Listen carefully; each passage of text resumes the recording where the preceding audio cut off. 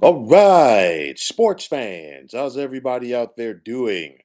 William Martin coming at you one more time here on YouTube with another edition of the 300 Pounds of Sports Knowledge Podcast. So, we're a little bit than 24 hours away from the start of game three of these Eastern Conference finals, and it is indeed gut check time for the New York Knicks. Now, after making the Eastern Conference Finals for the first time since 2000, the Knicks find themselves facing the same franchise that they faced there 25 years ago, as well as the same team that just sent them home in the second round of the postseason last year. Now, you look at this series right now, and the Knicks are just wondering what could have been. The meltdown by New York in game number one as they squandered that huge lead in the fourth quarter. Not only a huge lead in the fourth quarter, a huge lead late. Okay. You go back to game number one on Wednesday night, and Madison Square Garden was electric and then turned into stunned silence. And of course, once that game ended, the stunned look on the faces of the Knicks players. Okay. And I said this the other night, and I'm going to say it again. You cannot win a playoff series in the first game, but you could possibly lose it. And when you lose a game in the fashion that the Knicks did, it's hard to overcome that. Just ask the Boston Celtics, okay? Basically, what we have seen so far in this series, the Pacers have been doing to the Knicks what the Knicks did to the Boston Celtics in the last round. You go back, and in that series, I talked about it. The Knicks basically won that series in the first two games in Boston because we saw the Celtics have big leads in both of those contests. They could not close out the Knicks. They didn't know how to execute coming down the stretch. They paid for it. Okay. And this time around, the Knicks, I really feel like a part of their soul was taken out from them in that game number one loss to Indiana, in my opinion. Okay. And of course, being that the Knicks were unable to beat Indiana in game number two at home, they find themselves now in an 0-2 hole in this series. And in NBA playoff history, no team has dropped the first two games of the conference finals on their home floor and come back to win that series. This is what the Knicks are trying to overcome as they're looking to get to the NBA finals for the first time since 1999. And of course, you see this, and the Knicks are in an 0-2 hole, and you ask yourself, why are the Knicks in an 0-2 hole? I'll tell you right now. First and foremost, the Pacers have a very good team. They were one of the hottest teams coming down the stretch in the regular season. It is carried over to the playoffs. They have a never say die attitude, and plain and simple, you never know what guy is going to beat you on a given night. You just look at it. I mean, the first in game number one, it was Tyrese Halliburton and Aaron Neesmith. Of course, Neesmith was hitting all of those threes, and then last night in game number two for Indiana, it was Pascal Siakam. So you never really know who was going to be uh, that guy, and because of that, it makes it tougher for an opponent to go out there and get a bead on somebody. You look at the bench play, and that has been big. And I talked about it being a factor for this series. Indiana has a deeper team than the Knicks, and I think as this series goes on, it's going to rear its head more and more and more because Knicks head coach Tom Thibodeau always leans on his starters. Okay, and not only that, going to your bench is one thing, but getting the productivity that Indiana can get from their bench in comparison to New York, truly different. The Pacers bench has outscored the Knicks bench in each of the first two games of this series. Matter of fact, you go back to game number one, Indiana outscored New York 31-17 coming off of their bench. And I'll tell you like this, I'm not here to say that the Knicks don't have a chance to come back and win this series because they do. But you look at New York, they spent their entire off season putting a team together that was going to be capable of beating the Boston Celtics, and they did. Okay, but the Knicks forgot about the team that knocked them out of the playoffs last year, and I'm talking about Indiana. Indiana's a deeper team. They're young and they're full of thoroughbreds. And I've talked about this before. I talked about it at the preview of the series. I said Indiana's not a great defensive team, but their offense is their defense. Okay. They speed you up, they make you work, and they make you run out of gas. Okay. And we're seeing that so far in this series. And I think that possibly could be a factor for the remainder of this series. And make no mistake about it, the Knicks are definitely walking into a hostile environment tomorrow for game number three. You figure you've got a Pacers team that's up 2-0 going to their building. You think about Knicks Pacers over, the last 30 some odd years when it comes to NBA playoff basketball. Deep rivalry right there. Okay. You're going to have the Indy 500 taking place in Indianapolis in the afternoon. And of course, some of those folks might shift over to Gamebridge Fieldhouse tomorrow night for game number three. Now, if you're Indiana, you won the first two games of your last playoff series against Cleveland on the road before you came home and laid an egg in game number three. Indiana definitely wants to try to avoid that. They know that the Knicks are going to be a desperate team, and I think it's going to make for a good basketball game tomorrow evening. So when it's all said and done, clearly the Knicks need to win at least one out of two in Indiana to be able to extend this series. First things first, New York's got to go out there and they've got to play better D. There's no ifs, ands, or buts about it. Like I said, the Pacers like to speed you up, and I think New York has to go out there and play better D. They've got to play better perimeter D. They've also got to play better defense near to the basket. And then, like I said before, the Knicks have to find a way to get more production off of their bench. I mean, you look at it, Jalen Brunson is going to continue to be Jalen Brunson. Carl Anthony Towns had a strong game one, scaled it back in game number two.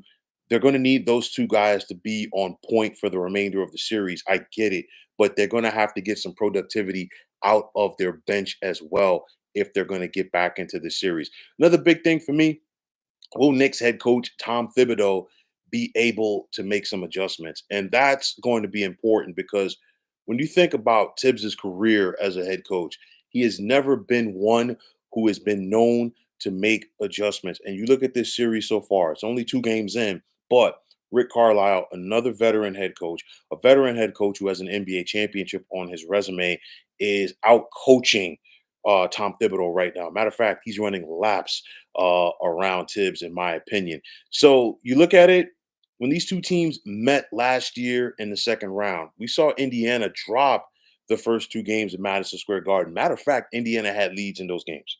Okay. And the Knicks were able to come back and win. But we still were able to see Indiana get back in this series, and they actually won 4 out of the final 5 to win this series. New York is trying to return that favor. An 0-2 deficit, you know, is not something that you cannot overcome in playoff basketball. It's just going to be so much tougher due to the fact that you dropped the first 2 games at home. I think back to the 1995 Western Conference Finals. We saw the San Antonio Spurs drop the first 2 games of that series at home to the Houston Rockets. They then went to the Summit in Houston and won the next 2 before the Rockets turned around and won the final 2 to close them out en route to winning their second consecutive NBA championship. I think back to the 1993 Eastern Conference Finals. We saw the Knicks beat the Chicago Bulls in the first 2 games, albeit those first 2 games were at Madison Square Garden, before the Bulls returned the favor and won the final 4 games of that series to go on and win their third consecutive NBA title.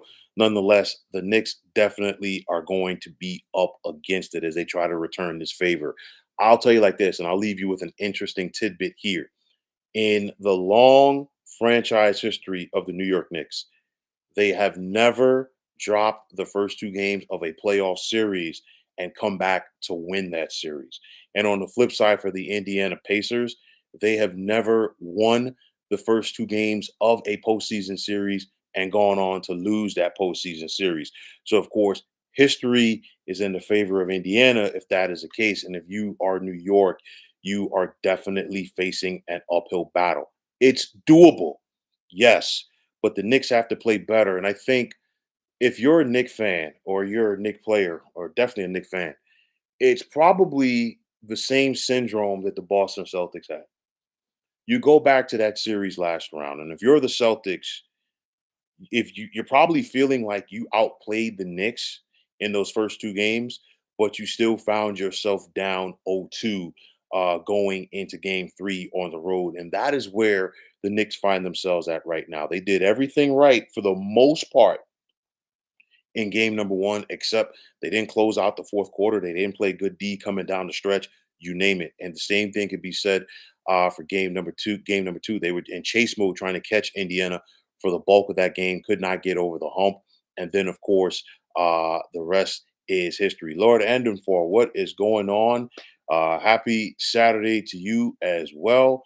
I know we're in the mix of the NBA playoffs. Of course, OKC and Minnesota are going at it right now, and the New York Knicks they're probably in Indianapolis right now as we speak, but nonetheless, they are definitely licking their wounds ahead of game number three, and they've got to try to find a way to get back on track. I think the best thing for the Knicks, what they've got to do tomorrow night, they've got to start fast at both ends of the floor. And then on top of that, you start fast and you've got to play D as well. You've got to get the crowd out of that game at Gainbridge Fieldhouse. You got to put Indiana behind by double digits, and you have to keep your foot on the gas. You can't give them a moment to get a rhythm and get back into this game. That's very difficult with the way that the Knicks play, and it's also very difficult based on the way that the Pacers play because when they go to their bench, they really don't lose a lot as they simply come at you in waves. And the fact that they can get more production off of their bench than the Knicks can, I think, is going to be a factor in this series. I said at the start, I expected it to go seven. I expected it by the time they made their way to Indianapolis for game three. I expected this series to be 1-1.